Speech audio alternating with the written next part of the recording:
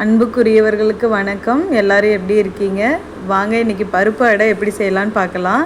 அது செய்கிறதுக்கு நம்ம ஃபஸ்ட்டு ஒரு மிக்ஸி ஜார் எடுத்துக்கலாம். அதில் மிளகா, பட்டை, கிராம்பு ஒரு இது, சீரகம், சோம்பு எடுத்திருக்கேன். நான் இன்றைக்கி கடலைப்பருப்பும் துவரம் பருப்பும் ஊற வச்சு எடுத்திருக்கேன். உங்களுக்கு வேணும்னா இன்னும் கொஞ்சம் ஹெல்த்தியாக இருக்கணும்னா பச்சை பயிரும் போட்டுக்கோங்க. அது கொஞ்சம் இன்னும் கூட நேரம் ஊற வைக்கணும். இது வந்து நான் 3 to 4 hours ஊற வச்சு எடுத்திருக்கேன். நல்லா ஊறி எடுத்துட்டு அதுக்கப்புறம் அதோடு சேர்த்து இதையும் மிக்ஸி ஜாரில் மாற்றிக்கோங்க. இஞ்சி பூண்டு போடுறது நான் அதை எடுக்க மறந்துட்டேன், அதுவும் சேர்த்துக்கோங்க. இஞ்சி பூண்டு எல்லாத்தையும் சேர்த்துட்டு கொஞ்சம் கொரகொரப்பாக அரைச்சி எடுத்துக்கோங்க. நான் இன்றைக்கி கொஞ்சம் நிறையா அரைச்சிட்டேங்க, கொஞ்சம் நைஸாக ஆகிடுச்சு. பட் நீங்கள் அரைக்கும் போது கொஞ்சம் கொரகொரப்பாக அரைச்சி எடுத்துக்கோங்க. அடை தோசை கொஞ்சம் நல்லா கிறிஸ்பியாக வரும். எடுத்துகிட்டு ஒரு பவுலுக்கு மாற்றிக்கோங்க. மாற்றினதுக்கப்புறமா அதில் வெங்காயம், கேரட்டு, கொஞ்சம் கோகோனட் துருவி போட்டுக்கோங்க, நல்லாயிருக்கும். தேங்காய் துருவினது போட்டிங்கன்னா கூடவே முருங்கைக்கீரை கண்டிப்பாக அடை செய்யும்போது சேருங்க, நல்லாயிருக்கும். அதுக்கு தேவையான அளவுக்கு உப்பு, அப்புறம் பெருங்காயத்தூள் சேர்த்துக்கோங்க. பெருங்காயத்தூள் மறக்காமல் சேர்த்துக்கோங்க.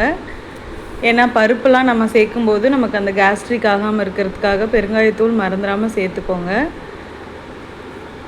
முருங்கைக்கீரை இல்லாட்டியும் பரவாயில்ல, தோசை நல்லா தான் இருக்கும். பட் முருங்கைக்கீரை சேர்த்திங்கன்னா அடை தோசை இன்னுமே டேஸ்ட்டாக இருக்கும்.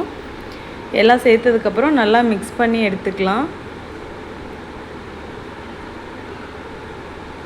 நல்லா மிக்ஸ் பண்ணி எடுத்துக்கோங்க. அவ்வளோதான், ரெடி ஆகிடுச்சு. நம்ம இதை தோசையாக ஊற்றி எடுத்துக்கலாம். தோசை அளவுக்கு தண்ணியாக இல்லாமல் ஓரளவு கெட்டியாக இருக்கணும். அப்போ தான் நம்ம அடை தோசை நல்லாயிருக்கும்.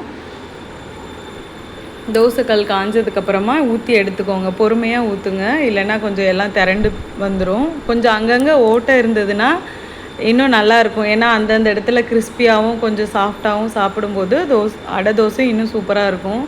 இது ஆக்சுவலாக நான் ஃபஸ்ட்டு என்னோடய பெரியம்மா செஞ்சு கொடுத்து தாங்க நான் சாப்பிட்டேன். இது வரைக்கும் நிறைய வாட்டி செஞ்சுட்டேன், என்னால் அந்த டேஸ்ட்டு வரவே இல்லை எனக்கு. அது எப்போவும் எனக்கு மறக்காத ஒரு அடை தோசைன்னா எனக்கு அவங்க தான் ஞாபகத்துக்கு வருவாங்க எப்போதுமே. அதுக்கு சைடில் தொட்டுக்கிறதுக்கு தேங்காய் சட்னி அரைச்சேன், அதையும் தாளித்து எடுத்துக்கலாம். அவ்வளோதான், நம்மளது ஒரு சைடு ரெடி ஆகிடுச்சு. இப்போ நம்ம இன்னொரு பக்கமும் திருப்பு போட்டு கொஞ்சம் மீடியம் ஃப்ளேமில் வேக வைங்க. ஏன்னா பருப்புங்கிறதுனால கொஞ்சம் நல்லா வேகணும் இல்லையா, அதனால் பொறுமையாக வேக வச்சு எடுத்துக்கோங்க. அவ்வளோதான், ரெடி ஆகிடுச்சுங்க. இது எப்படி இருக்குதுன்னு சாப்பிட்டு பார்ப்போம். உங்களுக்கும் இந்த மாதிரி அடையில் இல்லை வேறு ஏதாவது டிஷ்ஷெலாம் சின்ன வயசு ஞாபகம் இருந்ததுன்னா கண்டிப்பாக மறக்காமல் கமெண்ட்டில் ஷேர் பண்ணுங்கள். எப்படி இருக்குதுன்னு சாப்பிட்டு பார்ப்போம். இது நீங்கள் தனியாகவே கூட சாப்பிட்றலாம், ஏன்னா எல்லா டேஸ்ட்டுமே இதில் இருக்கும். சட்னி தொட்டு சாப்பிட்டிங்கன்னா இன்னும் கொஞ்சம் நல்லாயிருக்கும். வீடியோ பிடிச்சிருந்தா லைக்